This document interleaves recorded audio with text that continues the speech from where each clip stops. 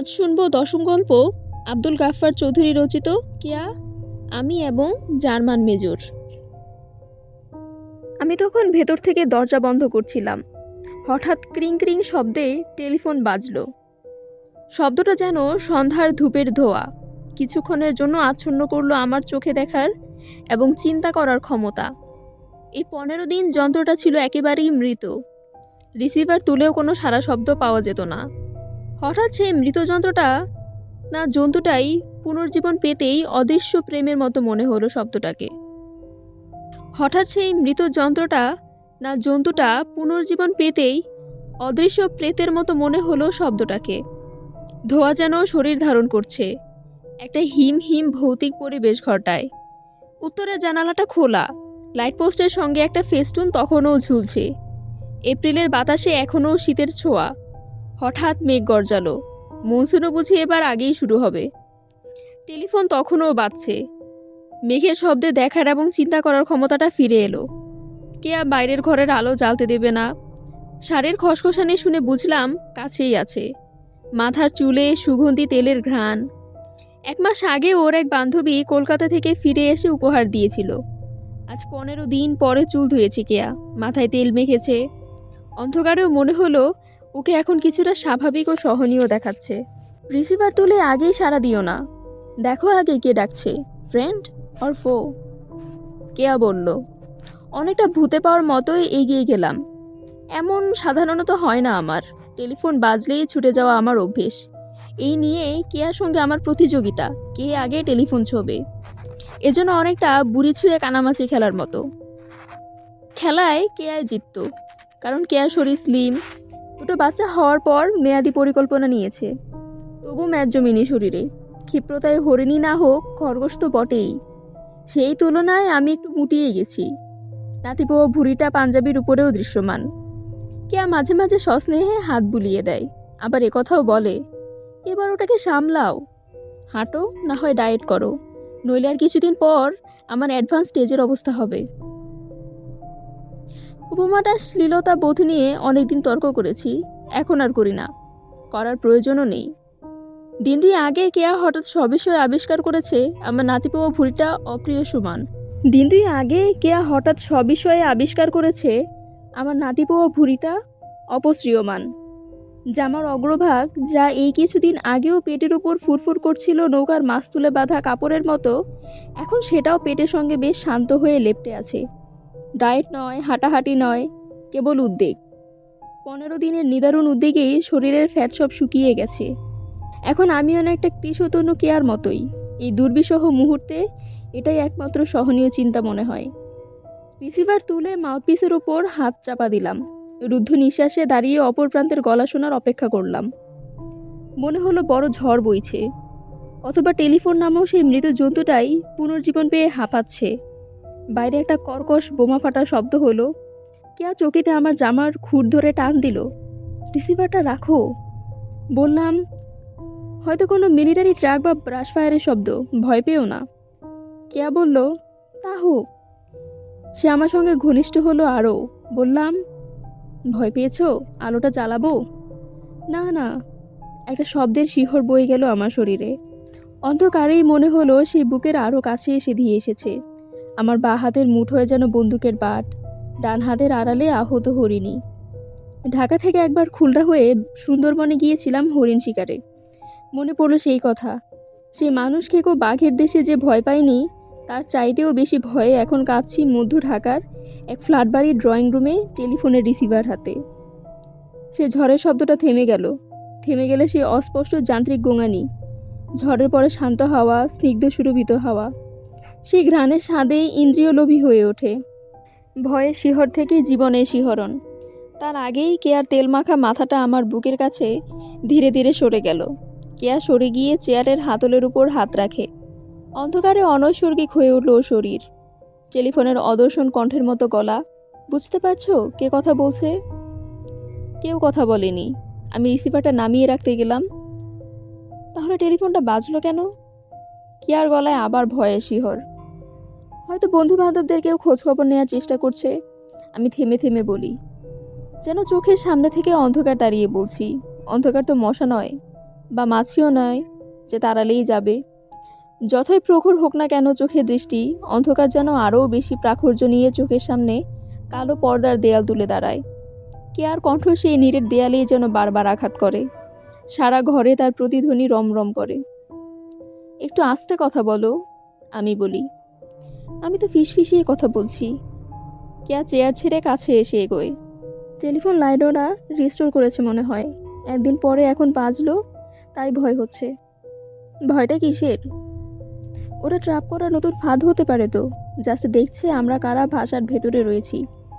ওই যে তুমি ফোনের রিসিভার তুললে, তাতেই ওরা ধরে নেবে বাসার ভেতরে কেউ না কেউ রয়েছে। লেক সার্কাসে আমাদেরই মতো কখর ফ্যামিলি বাইরের দরজায় তালা ঝুলিয়ে ঘর অন্ধকার রেখে রাত কাটাচ্ছিল। ফোন বাজতে রিসিভার তুললেই ধরা পড়ে গেল। সঙ্গে সঙ্গে কটা মিলিটারি লরি এসে দাঁড়িয়ে গেল বাড়ির সামনে। তারপর কি আর গলা নয় যেন আমার গলায় এবার কেঁপে উঠল। ওরা কাউকে মারেনি, কাউকে কিছু বলেও নি। লরিতে একজন মেজর ছিল, সে কেবল সোনিয়াকে নিয়ে গেছে। সোনিয়াকে? হায় আল্লাহ! আমি টেলিফোনের সাদা ধাতব যন্ত্রটার উপর ভর করে শরীরের ব্যালেন্স ঠিক রাখার চেষ্টা করি। কেয়ার মুখটা দেখা যায় না।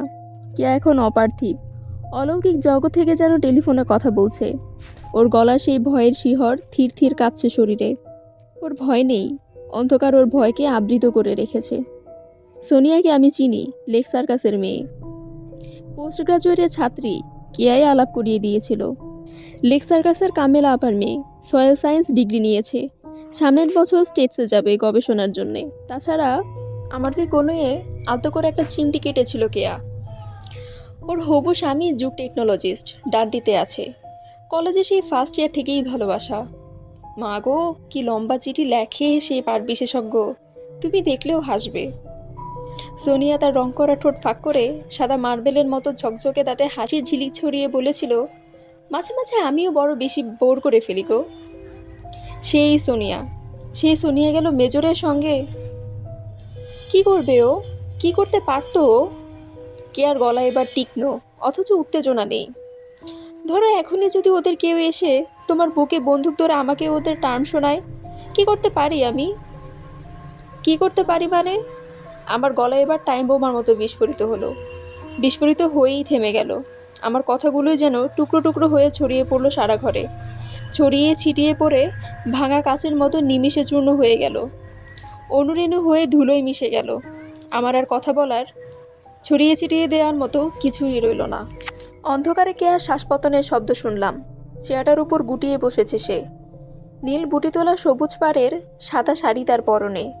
কুয়াশার ভোরে নদীর পাড়ে চোখ ফেরালে যেমন দেখায়, আলো নয় অথচ অন্ধকারও নয়, ধূসরও নয়, একটা অস্পষ্ট প্রতিভাস। কেয়ার শাড়ি ঘরের অন্ধকারে সেই প্রতিভাস। আমি সেই প্রতিভাস লক্ষ্য করে এবার সহজ গলায় বললাম, সোনিয়া আর বাড়ি ফেরেনি? ফিরেছে, রোজ সকালে ফিরে আসে মিলিটারি জিপে করে। বাবাকে বলেছে ওর বড় ভাইয়ের আর ভয় নেই, ওর বড় ভাই পলিটিক্স করতো, এখন ফেরার।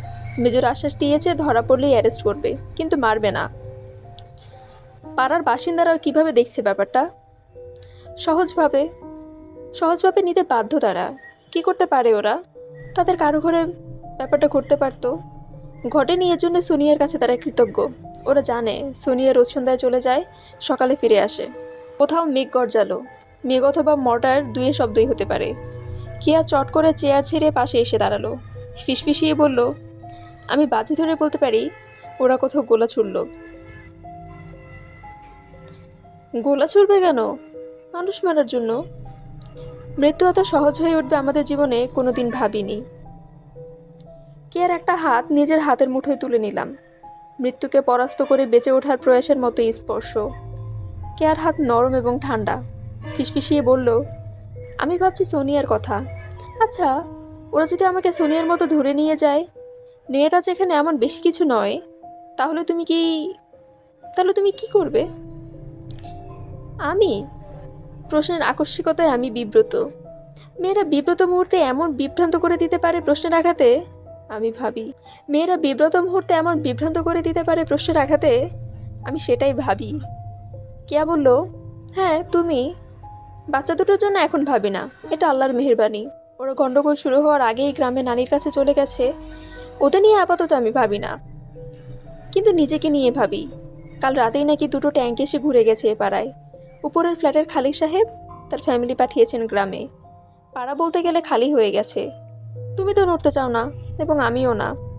কোনো কোনো গ্রামে এর চেয়েও অঘটন ঘটেছে। ধরো, সোনিয়ার মতো অঘটন যদি আমার জীবনেও ঘটে, কি করবে তুমি?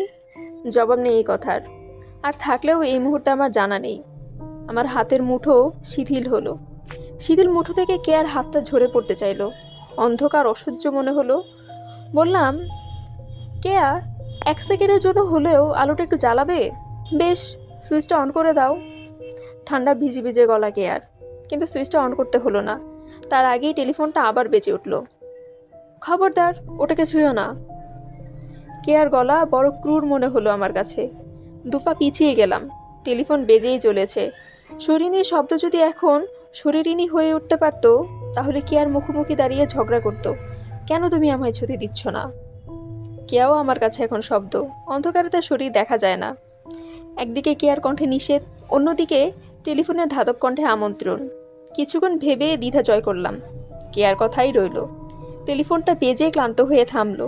বললাম, কেয়া, এবার ভেতরে আলো জ্বেলে খেতে দাও। রেডিওটা লো ভলিউমে অন করবে নাকি?